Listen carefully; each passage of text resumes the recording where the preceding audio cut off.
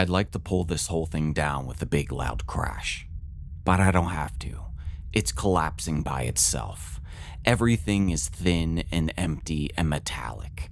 Games, lotteries, a bright kid's toy.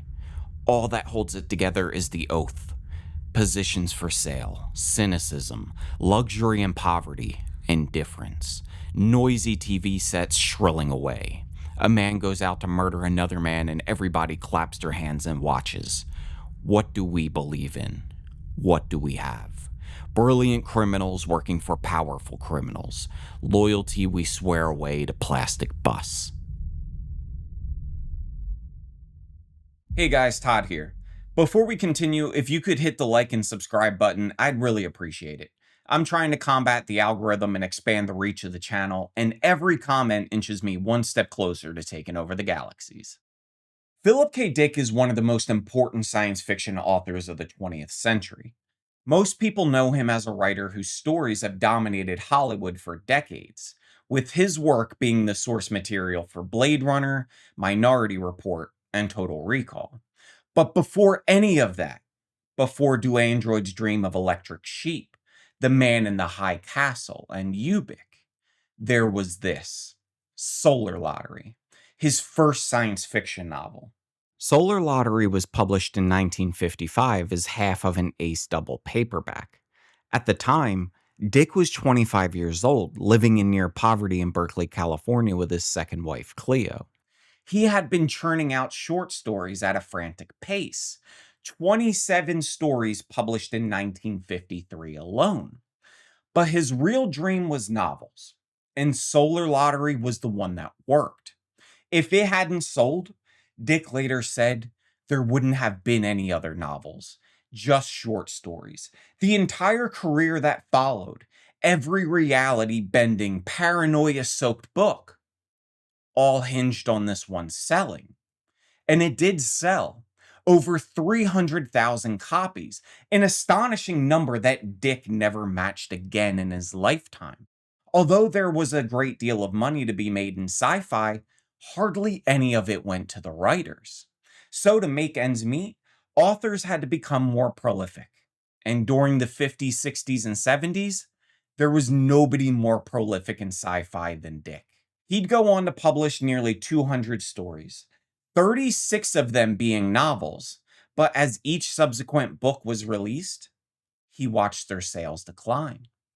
But what makes Solar Lottery worth going back to is that this book contains the DNA of everything Philip K. Dick would ever write. From fractured identities to corporate feudalism, and the paranoid suspicion that what looks random is actually controlled. All of it starts here with this debut novel. Solar Lottery is set in the year 2203, and humanity has colonized a solar system while being governed from Batavia, the capital of the Dutch East Indies. Political power is determined by a computerized lottery called the Bottle. Every citizen carries a power card coded at birth. This card represents one chance in 6 billion to become the Quizmaster, the supreme leader of the entire system. When the bottle twitches, the current Quizmaster is instantly deposed and replaced by whoever's number comes up. The philosophical framework underneath this is something called the M game, Dick's fictionalized version of Minimax game theory. The society has embraced randomness as governance, and on the surface, it looks egalitarian. No one can buy their way to the top. No dynasty, no election, no merit ladder. Just the bottle. But underneath the surface, the world is feudal. 5 massive industrial corporations called the Big Five Hills actually run everything. Skilled workers have to swear binding fealty oaths to these corporations or to powerful individuals. If you break an oath, you become what they call an unk, unclassified, effectively a non-person. And the system rates everyone by numerical skill classification. If you work with your hands, if you grow plants, repair machinery, cook meals, weave clothing, you are judged a complete failure. Television commercials are the highest art form. And what really sets the tone is that legal assassination is primetime entertainment. When a new quizmaster takes power, a televised convention selects an assassin to try to kill them. Everyone watches and everyone cheers. He squatted down and snapped on the power. The TV set warmed rapidly. As he made his way out onto the front porch, its tiny scream rose in a frenzy behind him. The metallic cheers of thousands rolled out after him into the chill night darkness. "The assassin!" the TV set shrieked as he plunged down the dark path, hands deep in his pockets. "They're handing up his name right now. I'll have it for you in a second." The cheering rose to an orgiastic crescendo like the rolling waves of the sea. It momentarily blotted the announcer out. "Pelleg," the announcer's voice filtered through, rising above the tumult. "By popular acclamation, by the wishes of a planet, the assassin is Keith Pelleg!" From the very beginning, Dick laces the opening with eerie omens that set the entire tone of the novel. There had been harbingers. Early in May of 2203, news machines were excited by a flight of white crows over Sweden. A series of unexplained fires demolished half of the Wazolire Hill, a basic industrial pivot of the system. Small round stones fell near work camp installations on Mars. At Batavia, the directorate of the Nine-Planet Federation, a two-headed Jersey calf was born, a certain sign that something of incredible magnitude was brewing. Shortly after, we learned that the disintegration of the social and economic system had been profound. People lost faith in natural law itself, with nothing stable or fixed. The universe was a sliding flux, and statistical prediction replaced causality. Good luck charms replaced confidence. All that remained was probable sequence. Good odds in a universe of random chance. And it's into this world that we meet Ted Bentley. Bentley is a 32-year-old biochemist who has spent 13 years trying to legally break his fealty oath to Wazolire Hill. When the corporation fires him, effectively severing the oath from above and returning his power card, he's actually glad. He liquidates everything and travels to Batavia to seek employment with the most prestigious employer available, the office of the current quizmaster, Rhys Varric. Bentley is the kind of protagonist Dick would return to over the course of his entire career. He's angry, idealistic, and trapped in systems larger than himself. Ted describes himself at one point as a sick man, sick of what he sees around him. And the more that he sees, the sicker he gets. He gets to a point where he thinks everyone else is sick, and he's the only healthy person. But before Bentley fully understands what's happening, the bottle twitches and Varric is deposed. The new quizmaster is a 63-year-old electronics repairman named Leon Cartwright, a man the system classifies as worthless. He's unclassified with no numerical skill rating. To the world, he's a nobody. And in the chaos of the transition, Bentley gets tricked into swearing an unbreakable oath of personal fealty to Varric. Not the new quizmaster, the former quizmaster, who is now consumed by one single objective: assassinating Cartwright to reclaim power. So Bentley escapes one system of control, only to be caught in another. That's a pattern Dick would use for the rest of his career. The protagonist who thinks he's getting free, only to discover the new cage was waiting for him. The assassination game is legally sanctioned. When a new quizmaster is selected, a televised challenge convention chooses an assassin. The quizmaster defends himself using the Teep Corps, telepathic bodyguards who can read the assassin's mind and anticipate attacks.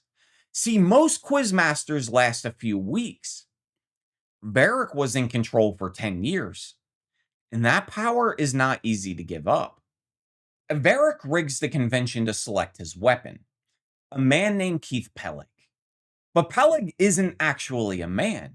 He's a nearly indestructible synthetic android controlled remotely by 24 human volunteers.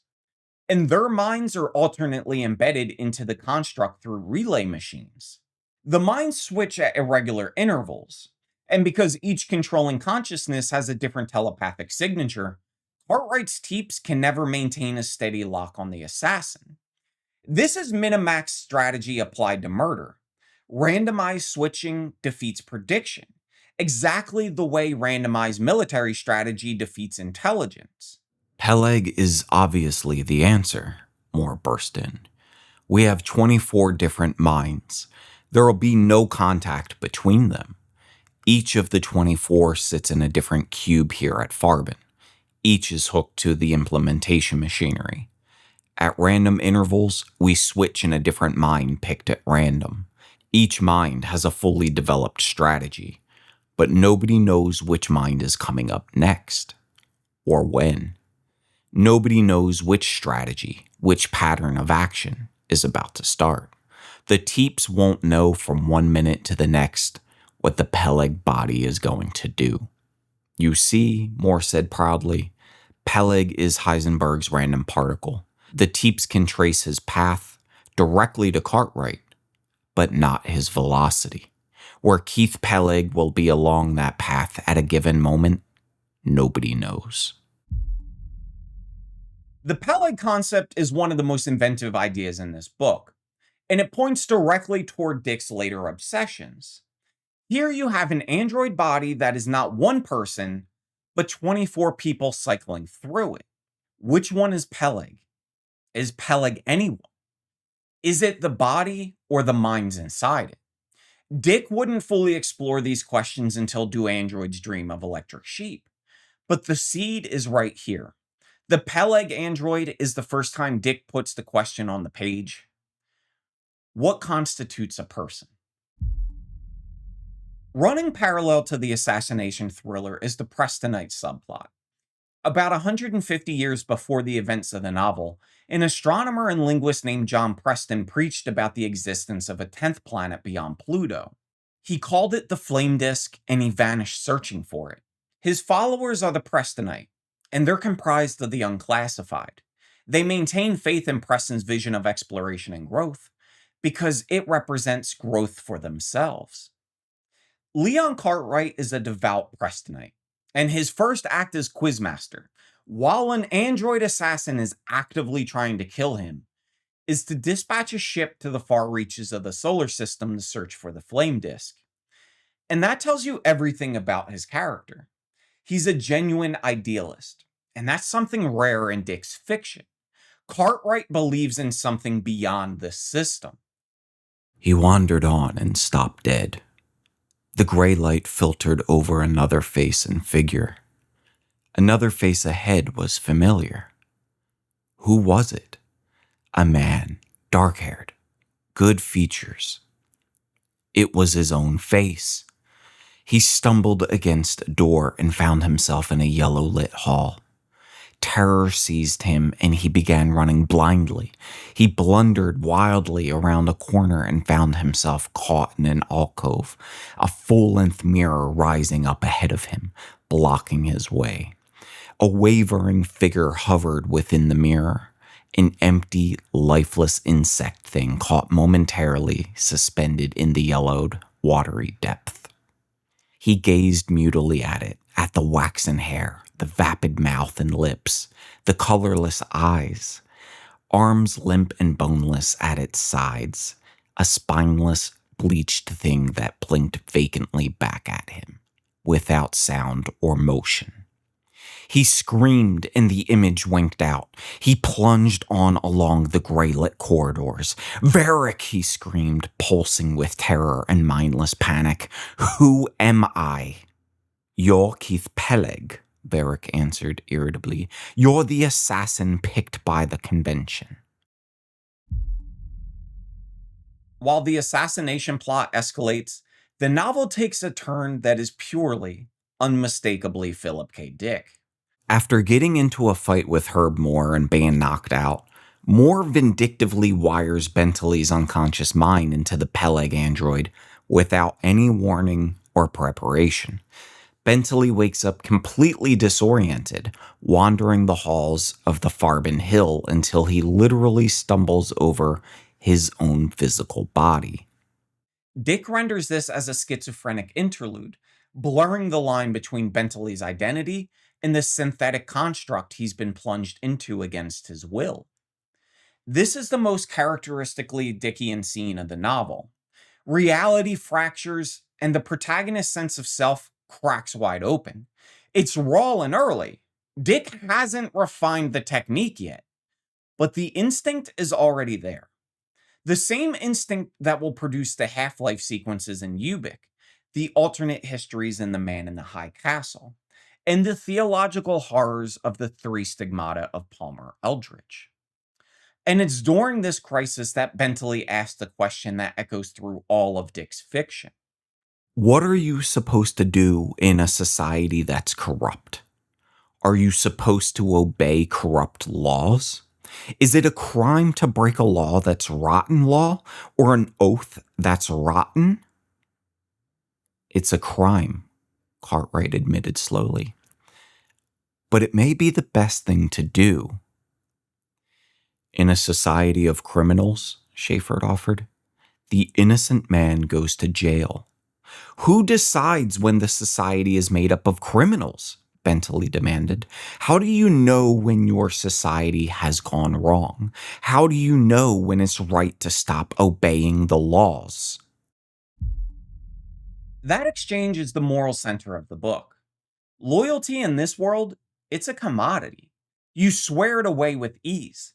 The question is whether loyalty to a corrupt system is loyalty at all, or whether real loyalty is to something else. Bentley says at another point that maybe a person should be loyal to an ideal. And in true Dickian fashion, it's an idea that he never fully resolved. Meanwhile, out at the edge of the solar system, the Prestonite crew hears something. The voice of their 150-year-old dead leader issuing from the ship's speakers. It's a recorded message that eventually delivers them to the flame disk. As is often the case, things aren't as they appear. The Prestonites find John Preston, but he's been dead for decades. What they see before them is a replica that offers the novel's philosophical climax. It isn't a brute instinct that keeps us restless and dissatisfied. I'll tell you what it is. It's the high goal of man, the need to grow and advance, to find new things, to expand, to spread out, reach areas, experiences, comprehend, and live in an evolving fashion, to push aside routine and repetition, to break out of mindless monotony and thrust forward, to keep moving on. It's a beautiful passage, but one that doesn't quite fit the book it's in. The cynical political thriller about rigged systems and android assassins and feudal loyalty oaths doesn't organically build to an earnest speech about human aspiration. In Dick's later novels, this would be unthinkable. But I think the disconnect is itself revealing. This is Dick at 25 hastily writing a novel he'd fight over endlessly with his editor Donald A. Wollheim. Solar Lottery is undeniably dark, and it covers troubled marriages, drug abuse, and gender morphing sex. But Dick hadn't completely given into the idea of darkness winning. His later masterpieces would emerge from the collision between these two impulses, the despair at how power actually works, and the irrational faith in human transcendence. But here, at the beginning, he can't quite fuse them. The novel's crucial twist comes when Cartwright reveals that he has hacked the lottery system. The lowly electronics repairman, the man the skill classification rates as worthless, he had the technical knowledge to crack the bottle's mechanism. He could control which numbers came up. The entire random system, it was vulnerable to anyone who understood its inner workings. I played the game for years, Cartwright said. Most people go on playing the games all their lives. Then I began to realize the rules were set up so I couldn't win. Who wants to play that kind of game? We're betting against the house, and the house always wins. And this is the novel's most important revelation. The system that promises equality through randomness, it's all a fraud. The apparent chaos conceals hidden control. What looks like chance is actually rigged by people who understand the machinery. Dick was writing this in 1954, the same year Eisenhower appointed John von Neumann, the co-inventor of game theory, to the Atomic Energy Commission. Dick noted the timing himself. While I was writing Solar Lottery, von Neumann was named to the AEC, bearing out my belief that Minimax is gaining on us all the time. The novel's epigraph comes from a book called Strategy in Poker, Business, and War, the text that brought Rand Corporation thinking to the general public. Dick took the Cold War's favorite intellectual tool and showed us how it could be turned into a system of control. Minimax was designed to eliminate advantage, but Dick is saying that eliminating advantage becomes its own form of advantage for whoever controls the mechanism. The Fealty oath system works the same way. Dick maps the McCarthy-era loyalty oath directly onto a feudal structure. Workers swear binding oath to employers. Breaking the oath means societal death. One character tells Bentley that loyalty is the most precious thing we have. Loyalty between protector and serf. But this wasn't simply speculative dystopia. We know Dick wrote from lived experiences. In 1955, the year Solar Lottery was released, Dick and his wife Cleo were visited by the FBI because of Cleo's socialist views. The Red Scare was there to remind you who your masters were and to be afraid of any opposition. Anti-American views were breaking an oath, and you were socially denounced. While 1955 academia had yet to discover it was possible to write about science fiction in any meaningful way, critics of the time loved it. Anthony Boucher said it created a strange and highly convincing future society, built up with the detail of a Heinlein and the satire of a Kornbluth. Damon Knight devoted his entire review column to it and sang its praises by calling it a Van Vogt novel that miraculously made sense. Solar Lottery is far from Dick's best novel, but it's interesting in that it serves as the Rosetta Stone for everything that followed. The rigged lottery is the first version of his lifelong theme that reality is a confidence game run by hidden operators. The Pelleg android is the first time he asked what constitutes a person. The Fealty system is the first time he shows institutional loyalty as a tool of control. Even the structural flaw, the gap between the cynical thriller and the earnest idealism of Preston's speech, this maps the tension that would drive his entire career. Cartwright's bitter insight that we're betting against the house and the house always wins, it sits right next to Preston's plea to keep moving on. See, both are true. Both coexist in the same novel and in Dick's mind. At 25, he just hadn't figured out how to hold them together. His greatest books would come from this collision. Thanks so much for watching, guys. If you enjoyed this video, make sure you like and subscribe, and then share it with your friends, family, and even your enemies. Now, have you read Solar Lottery? I'd love to hear what you think about it. And until next time, take care, keep reading, and I'll see you in the next one.